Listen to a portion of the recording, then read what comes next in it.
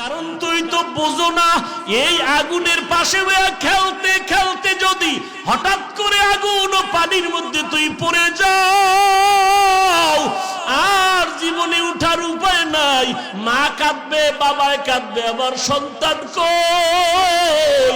ওলামায়ে কেরামরা কোরআন হাদিসের চশমা লাগাইয়া দেখে রে বাবা, গান বাজনা বেপরদায় চলতে গিয়া জাহান্নামের পার্শ্বে বইয়া তুমি খেলতেছো।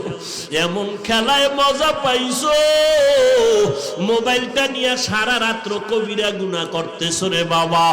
ওই কবিরা গুনার পরিণাম ফল যে কত ভয়ঙ্কর, কত খারাপ। কিয়ামতের ময়দানে যেদিন তোমার মায়ের সামনে দেখবে সন্তানের হাতে হ্যান্ডকাপ লাগিয়ে যায়, ওই মা তাকায় কাঁদবে, উপায় হবে না। সন্তান দেখবে মায়ের হাতে জাহান্নামের শিকল লাগানো। কিয়ামতের ময়দানে সূর্যের গরমে মাথার মগজগুলো টাস টাস করে ফেটে যাবে। ও আল্লাহর বান্দারা, আল্লাহর কোরআন মিথ্যা মনে করিও না।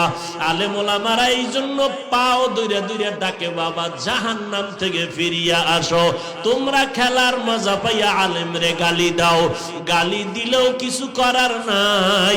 আল্লাহর ভয় ওলামায়ে কেরাম কথা বন্ধ করে না।